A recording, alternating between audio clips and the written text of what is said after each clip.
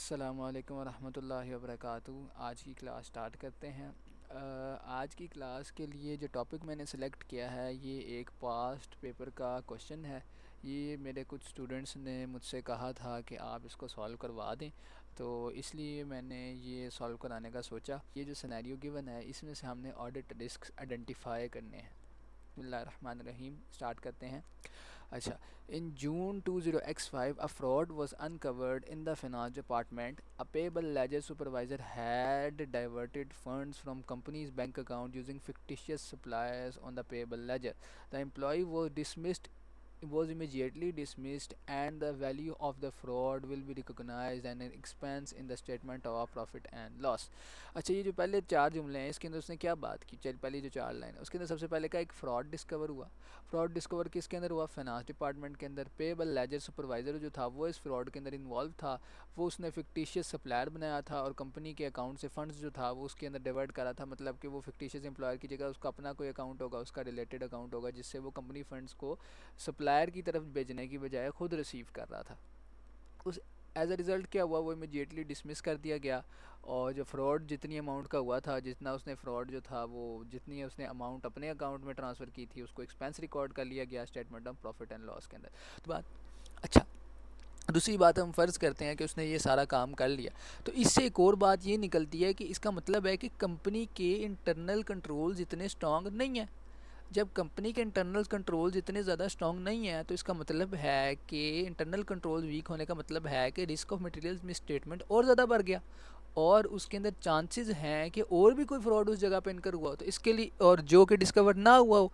तो अब इसके अंदर ऑडिटर के लिए दो रिस्क आ जाते हैं। ये भी कि हो सकता है कि मैनेजमेंट इंटेग्रिटी के ऊपर डाउट आ जाता है कि हो सकता है कि मैनेजमेंट में और भी कोई अपर लेवल के लोग भी जो हैं वो इस फ्रॉड के अंदर इन्वॉल्व हों और सिर्फ जिसको कहते हैं ना कि जो सुपरवाइज़र है उसको रिस्पॉन्सिबल ठहरा के बाकी सब भी जो इसमें इन्वॉल्व थे, जो हायर लेवल के लोग इसमें इन्वॉल्व थे, उनको छुपा लिया गया।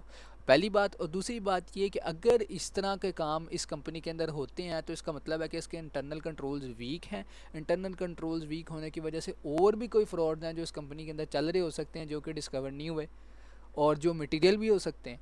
और अगर ऑडिटर इसको इनको डिस्कवर नहीं कर पाता और वो कह देता है कि the financial statements are true and fair, तो हो सकता है कि ऑडिटर का जो ओपिनियन है वो गलत हो जाए।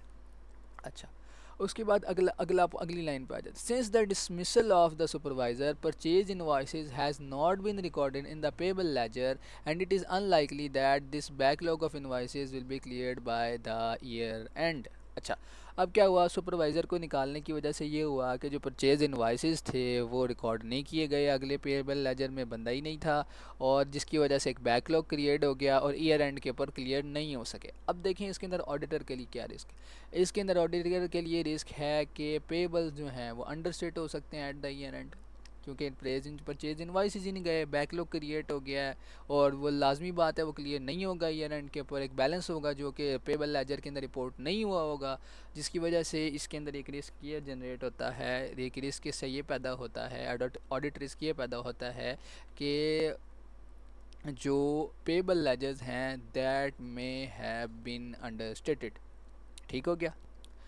अच्छा जी, उसके बाद आ जाता है और ऑडिटर अगर उसको फेल हो जाता है उसको डिटेक्ट करने में, तो एक ऑडिट रिस्क जो है वो बन जाता है। अच्छा, उसके बाद आगे चलते हैं उसके अंदर वो कहता है during the year the company purchase and installed a new automated dispatch system. अच्छा जी, नेक्स्ट आगे क्या हुआ? कंपनी ने एक परचेज़ किया डिस्पैच सिस्टम और उसको इंस्टॉल किया अपने वेयर हाउस के अंदर, सेंट्रल वेयर हाउस के अंदर।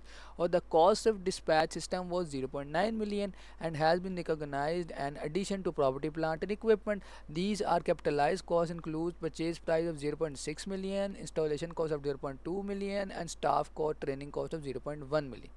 अच्छा जी, अब सबसे पहली बात तो ये आ गई अकॉर्डिंग टू IAS 16। यहाँ पे अब क्योंकि वैल्यूएशन आ रही है ना, प्रॉपर्टी प्लांट एंड इक्विपमेंट की बात हो गई तो फिर उसकी वैल्यूएशन के रूल्स लगेंगे और वैल्यूएशन के रूल्स IAS 16 डिफाइन करता है। तो IAS 16 वैल्यूएशन के रूल्स को कैसे डिफाइन करता है? वो कहता है कौन कौन सी चीज़ें उसमें शामिल होनी चाहिए। परचेज प्राइस शामिल हो जाए और ऑल दोज एक्सपेंसेस जो उस एसेट को वर्किंग कंडीशन में लाने के लिए उस पर स्पेंड हो वो क्या होंगे? वो उसके अंदर इंक्लूड होंगे। लेकिन जो ट्रेनिंग कॉस्ट हैं वो कभी भी शामिल नहीं होंगी। तो इसने यहाँ पे ट्रेनिंग कॉस्ट शामिल की हुई है। तो अकॉर्डिंग टू IAS 16 इसने जो अकाउंटिंग ट्रीटमेंट किया हुआ है वो गलत किया हुआ है। और जो 0.1 मिलियन की अमाउंट है, हो सकता है वो मटेरियल भी हो, क्योंकि यहाँ पे मटेरियलिटी लेवल गिवन नहीं है, हो सकता है वो अमाउंट मटेरियल भी हो। और वो बैलेंस जो है वो ये जो एसेट की वैल्यूएशन का बैलेंस है, इसको ये ओवरस्टेट कर रहा है। तो ये ऑडिटर के लिए रिस्क है कि अगर ऑडिटर इसको डिटेक्ट नहीं कर पाता और इसके ऊपर इसको कह देता है कि ये अप्रोप्रिएट, इसके ऊपर ओपिनियन दे देता है कि जो एसेट्स का वैल्यूएशन है वो ट्रू एंड फेयर बेसिस के ऊपर है, तो ये ऑडिटर का ओपिनियन गलत हो जाएगा। तो ये एक और ऑडिट रिस्क है इसके अंदर। ठीक हो गया जी। तो मैंने अभी तक कितने ऑडिट रिस्क बता दिए? मैंने 3 ऑडिट रिस्क बता दिए, ऊपर 2 फ्रॉड, बल्कि मैंने 4 ऑडिट रिस्क बता दिए। अब वो पेबल लेजेस की जो रिकॉर्डिंग नहीं है उसके बारे में बताया ना, 2 फ्रॉड से रिलेटेड थे, एक पेबल लेजेस से रिलेटेड था और एक ये ट्रेनिंग कॉस्ट से रिलेटेड था। अच्छा जी, उसके बाद आगे चलते हैं जी। Due to the cost incurred in purchasing new dispatch system and increase in receivable collection period, the company's overdraft facility has increased significantly at 1.1 over the agreed limit of 0.7 in early June 2005. The bank expressed concerns about the company's ways of operating. Companies operating its bank overdraft, and decision will be made in 2005 and whether the bank will continue to provide its overdraft facility, which the company is dependent on. The auditor's report is due to be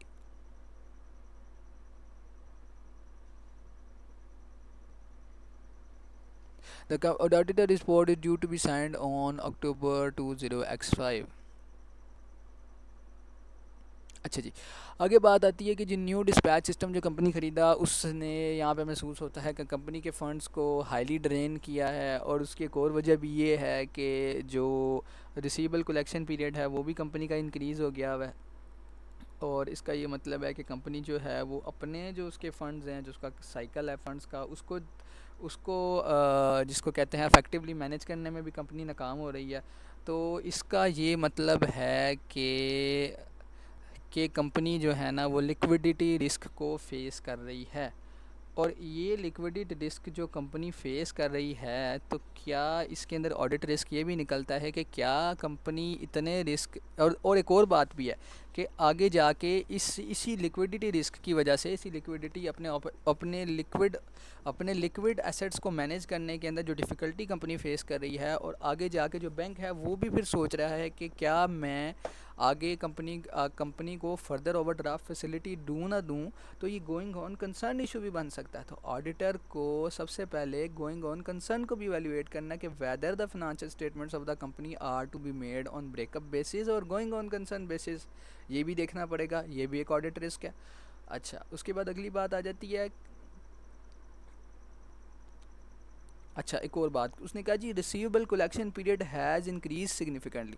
receivable collection period has increase significantly का मतलब है कि पहले जो receivable इनको 50 दिन में पैसे दे रहे थे, हो सकता है वो 70 दिन के अंदर पैसे दे रहे हों। तो बैड डेब्ट के चांसेस जो हैं वो सिग्निफिकेंटली इंक्रीज़ हो गए हैं। तो इसका मतलब है कि बैड डेब्ट के बैलेंसेस भी जो होंगे वो भी इंक्रीज़ कर रहे होंगे, और बैड डेब्ट के बैलेंसेस इंक्रीज़ हो सकते हैं। और ये भी रिस्क है कि बैड डेब्ट्स को पूरी तरह, बैड डेब्ट का जो बैलेंस है वो अंडरस्टेट किया गया हो, और अगर इसको ऑडिटर रिकग्नाइज़ नहीं कर पाता तो ये भी एक ऑडिट रिस्क को जनरेट करता है। तो 2 रिस्क तो यहाँ से भी निकल आए, 6 रिस्क हमने तकरीबन इस क्वेश्चन में से निकाल ली। अच्छा, 7 रिस्क की डिमांड थी, एक रिस्क और ढूंढते हैं इसके अंदर से हम कोई। हाँ, ऊपर वाला जो पॉइंट था ये क्या कहते हैं, जिसमें था कि purchase and a new automated dispatch system. अच्छा, ये जो purchase of new automated dispatch system है, इसकी जो परचेज़ कॉस्ट हैं और इंस्टॉलेशन कॉस्ट हैं, क्या हमने, एक तो ये था ना कि इसमें हमने गलत कॉस्ट इंक्लूड किया, ट्रेनिंग कॉस्ट वाला, वो तो IAS 16 के तहत गलत है। तो क्या इसकी वैल्यूएशन को चेक किया कि वाकई क्या इतने की ही परचेज़ प्राइस आई है, और क्या वाकई ही इतनी कॉस्ट आई है इस चीज़ के ऊपर। एक ये भी पॉइंट था देखने वाला कि क्या ओरिजिनली इतनी ही कॉस्ट इनकर हुई हैं, कि क्या या मैनेजमेंट जो है वो इसको विंडो ड्रेस करके कॉस्ट को इंक्रीज़ करके दिखा रही है। और अगर फ़र्ज़ करें ये जो कॉस्ट है इंस्टॉलेशन और परचेज़ प्राइसेस, इनके अंदर क्या ऐसी कोई कॉस्ट और भी हैं जिनको एक्सपेंस आउट करना था और इन्होंने उसको कैपिटलाइज़ किया हुआ है। अकॉर्डिंग टू IAS 16 ये भी एक रिस्क है, इसको भी ऑडिटर ने देखना है। और अगर ऑडिटर इसके ऊपर वही बात अखीर पे, फिर अगर ऑडिटर जो है वो इसको टू एंड फेयर कर देता है और इसमें परचेज प्राइस के अंदर, इंस्टॉलेशन कॉस्ट के अंदर कोई ऐसी कॉस्ट ना जो फर्दर एक्सपेंस आउट होनी थी, या इतनी कॉस्ट असल में नहीं इनकर हुई जितनी इन्होंने यहाँ पे शो करवाई, इनको परचेज इनवाइसेस के साथ और बाकी जो सारे एक्सपेंसेस हुए हैं उनके जो डॉक्यूमेंट्स हैं उनके साथ टैली करना था, उनके साथ काउंटर वेरीफाई करना था, वाउच करना था, अगर ऐसा कुछ नहीं हुआ तो फिर ऑडिट रिस्क दोबारा इंक्रीज़ हो जाता। सबसे पहले जो मैंने बताया इधर, मैंने ये सबसे पहले ऑडिट रिस्क आइडेंटिफाई किए हैं। The discovery of fraud financial indicate that the significant risk of integrity of financial is that internal control might be weak or circumvented and auditor need to assess the effectiveness of internal control and prevent and detect fraud and segregation of duties. ये इसने यहाँ पे क्या कहते हैं, इसके responses भी साथ ही लिख दिए हैं। तो ये है मैंने जो बात बताई यहाँ पे कि suggest that internal controls must be weak and they में बी सर्कमवेंटेड और फ्रॉडुलेंट एक्टिविटीज़। ये तो सारी बात इसने यहाँ पे कर दी जो हमने ऊपर डिस्कस की है। ठीक हो गया। अब आगे हम इसका रिस्पांस देख लेते हैं। अच्छा जी, रिस्पांस क्या होगा फ्रॉडुलेंट एक्टिविटीज़ के अगेंस्ट? सबसे पहले असेसमेंट करेगा कंपनीज़ के इंटरनल कंट्रोल की, इंक्लूडिंग सेग्रीगेशन ऑफ ड्यूटीज़ देखेगा, ऑथराइजेशन प्रोसीजर्स देखेगा और मॉनिटरिंग मैकेनिज्म को देखेगा कि कंपनी के अंदर इंटरनल मॉनिटरिंग मैकेनिज्म क्या है। अच्छा जी, उसके बाद substantive testing, additional substantive testing करेगा ट्रांजैक्शंस के ऊपर और एनालिटिकल प्रोसीजर्स अप्लाई करेगा, ख़ास तौर पे उन अकाउंट्स के अंदर जिनके बारे में इसको शक है कि इनके अंदर फ्रॉड होने के चांसेस ज़्यादा हैं। जिस तरह उसने यहाँ पे स्पेशलाइज्ड फोरेंसिक प्रोसीजर्स की भी बात की, और इंगेजमेंट ऑफ फोरेंसिक अकाउंटेंट्स को भी हो सकता है हायर करेगा, हाई लेवल्स के फ्रॉड हैं, और आइडेंटिफाई और इस चीज़ से रिलेटेड कंट्रोल वीकनेसेस को भी आइडेंटिफाई करे। तो ये वो रिस्पॉन्सेज हैं जो हम इस फ्रॉड के हवाले से ऑडिटर परफॉर्म कर सकता है, ऑडिटर के रिस्पॉन्स हो सकते हैं। अच्छा जी, और उसके बाद अगला क्या था हमारे पास? Incomplete recording. अच्छा जी, वो जो बैकलॉग आ गया था और इनकम्प्लीट रिकॉर्डिंग हो रही थी उसके फिनांशियल सुपरवाइज़र के जाने की वजह से ये हो रहा था। तो इसके अंदर रिस्क क्या था? इट इंडिकेट दैट एक्सपेंसेस और liabilities are not property recognize, potentially leading to under statement of expenses और liabilities in the financial statement. और ये हमारे पास रिस्क था। और इसके आगे रिस्पॉन्सेज क्या थे? रिस्पॉन्सेज ये थे कि एक्सपैंड बैकलॉग वाली बात आ गई। सबसे पहले इवेल्युएट मैनेजमेंट का सबसे पहले प्लान देखे कि किस तरह बैकलॉग को एड्रेस करना है, अनपेड इनवॉइसेस को देखे एंड रीज़न फॉर बैकलॉग को देखे, और कैसे मैनेजमेंट उसको क्लियर करना चाहती है इस बात को देखे। Consider the potential impact of backlog, जो बैकलॉग है उसका इम्पैक्ट क्या होगा फिनांशियल स्टेटमेंट के ऊपर, और accuracy and completeness including assessing the adequacy of related disclosure, और क्या इससे रिलेटेड जो डिस्क्लोजर्स हैं वो कंप्लीट हैं और एक्यूरेट हैं। देखें ना, जो भी कोई इवेंट होता है उसके वाले से डिस्क्लोजर्स दिए जाते हैं ना, तो डिस्क्लोजर्स क्या मैनेजमेंट दे रही है इस बैकलॉग के वाले से, ये भी देखा जाए। फिर एडिशनल प्रोसीजर्स परफॉर्म करे such as account payable confirmation. Account payable confirmation का मतलब है जिस अकाउंट पेबल का बैलेंस जो है वो बैकलॉग के अंदर आ रहा है उसको ऑडिटर जो है वो स्पेसिफ़िकली उसको कांटेक्ट करे, रीच आउट करे और उससे बैलेंसेस को कंफर्म करे। फिर कट ऑफ टेस्टिंग करे। कट ऑफ टेस्टिंग से मुराद है कि जिस पीरियड के पेबल इनवॉइसेस हैं उसी पीरियड के अंदर रिकॉर्ड हो रहे हैं कि नहीं, क्योंकि बैकलॉग है जिसकी वजह से सब कुछ मिक्स हो जाएगा, क्योंकि पिछले साल के इनवॉइसेस जो हैं वो साल के एंड तक क्लियर नहीं हुए और नए इनवॉइसेस भी आ गए, तो इसमें कट ऑफ की भी प्रॉब्लम आ सकती है। और फिर कंप्लीटनेस एंड एक्यूरेसी को भी देखे कि क्या जो इनकर हुए हैं वो लिखे भी गए हैं कि नहीं लिखे गए, और उन जो लिखे गए हैं क्या वो एक्यूरेट है, उनकी अमाउंट्स सही हैं कि नहीं, ये भी वेरीफाई करें। अच्छा, उसके बाद अगला हमने पॉइंट पढ़ा था इधर ये कैपिटलाइजेशन ऑफ कॉस्ट वाला। उसने वही बात की कि capitalise according to accounting standard IAS 16 की मैंने यहाँ पे बात की थी। कैपिटलाइजेशन क्राइटेरिया को असेस करता नहीं करता, और improper capitalisation could lead to over statement of asset and under statement of expenses. ये सारी बात हो गई यहाँ पे, रिस्क हो गया ये। और फिर क्या कहते हैं, इसका रिस्पॉन्स क्या होगा? सबसे पहले कैपिटलाइजेशन पॉलिसी देखे और क्या कंप्लाई करती है अकाउंटिंग स्टैंडर्ड के साथ कि नहीं करती। उसके बाद डिटरमाइन करे कि एलिजिबिलिटी ऑफ उन कॉस्ट को जिसने उसने कैपिटलाइज़ किया कि क्या वो एलिजिबल हैं। ये सबसे पहले कंपनी की पॉलिसी देखे, फिर देखे अकाउंटिंग स्टैंडर्ड के साथ कंप्लाई करता है नहीं करता, फिर इन दोनों के ज़रिए डिटरमाइन करे कि जो कॉस्ट उसने कैपिटलाइज़ किया क्या वो एलिजिबल थी कि नहीं थी IAS 16 के मुताबिक। और कंपनी पॉलिसी की बात, सबसे पहले तो उसने कंपनी पॉलिसी देखनी है कि कंपनी पॉलिसी जो है वो IAS 16 के खिलाफ तो नहीं जा रही। फिर उसने IAS 16 को देखना है कि IAS 16 क्या कह रहा है, फिर उनकी बेसिस के ऊपर उसने देखना है कि कौन सी कॉस्ट एलिजिबल हो रही है कैपिटलाइजेशन के लिए। फिर टेस्ट करेगा accuracy and completeness of capitalise cost, जो कॉस्ट जो मैंने बात की कि जो दो रिस्क हमने इसके अंदर निकाले थे कि क्या जो कॉस्ट उसने पूरी तरह लिखी हैं, रिपोर्ट की हैं, क्या वो वाकई में वो कॉस्ट हैं एक्यूरेट हैं, और क्या वो कंप्लीट हैं, वो पूरी तरह रिकॉर्ड की गई हैं। और वो कहता है including verifying the allocation of cost to the appropriate asset categories. हाँ, और उससे अगली बात भी है कि क्या जो कॉस्ट उन्हें लिखी है वो अप्रोप्रिएट एसेट कैटेगरीज के अंदर भी लिखी गई है, जिस एसेट से रिलेटेड है उसके अंदर भी लिखी गई है कि नहीं लिखी गई। अच्छा, उसके बाद वो कहता है reasonableness of valuation including assessing appropriateness of depreciation. ये तो काफ़ी दूर की बात हो जाती है, ये वाला पॉइंट हम छोड़ ही देते हैं। अच्छा,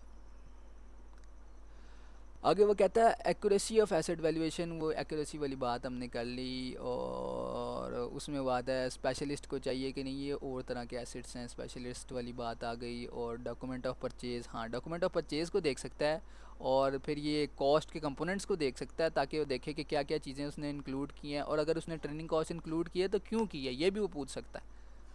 और उसके बाद वो कहता है जी evaluate adequacy of related disclosure. हाँ, और इससे रिलेटेड डिस्क्लोजर दे रहा है कि नहीं दे रहा है, डिस्क्लोजर वाली बात तो हर जगह के ऊपर आ सकती है। अच्छा जी, उसके बाद अगला हमारा रिस्क था ओवरड्राफ्ट फैसिलिटी वाला। Over reliance of overdraft facility particularly exceeding the limit increase liquidity risk.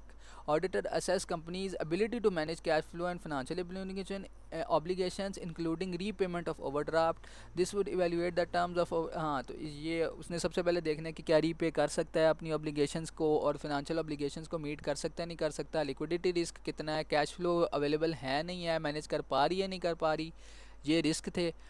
और फिर उसके बाद उसने जो इसके अंदर इसकी जो रिस्पॉन्सेज हैं वो ये एवेलुएट मैनेजमेंट प्लान टू किस तरह वो लिक्विडिटी रिस्क को मैनेज करना चाह रही है, सबसे पहले ये बात।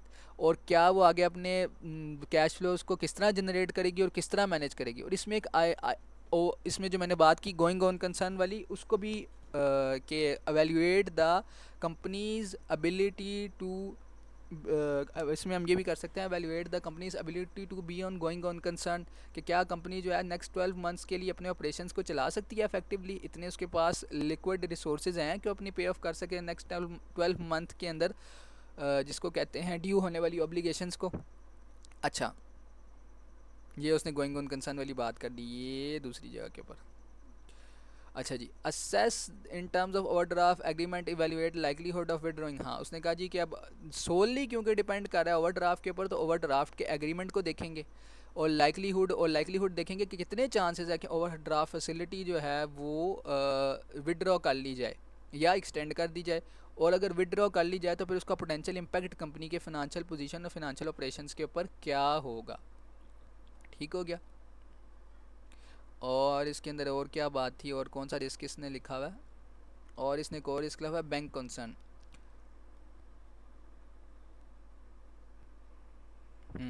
अब उसने कहा जी कि auditor need to consider whether ability to maintain financing and banking relationship. ये जिसको कहते हैं थोड़ा सा अजीब सा उसने लिखा हुआ है, ये चलें जो है वो, हाँ ये थोड़ी दूर की बात है, ये ठीक है, बैंकिंग रिलेशनशिप्स को भी देखा जा सकता है, लेकिन ये एज सच जो है ना ऑडिटर के उससे स्कोप से थोड़ा बाहर हो जाती है।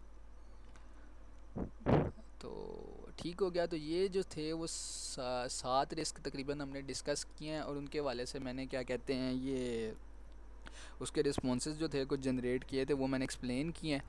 तो आज की क्लास के अंदर यही है। आई होप कि आप लोगों को समझ आई होगी। अगर कुछ ना समझ आई हो और किसी जगह पे मैंने गलती की हो तो आपको क्या कहते हैं पूरी इजाज़त है कि आप लोग कमेंट करें और मुझे पॉइंट आउट करें। थैंक यू, अल्लाह हाफिज़।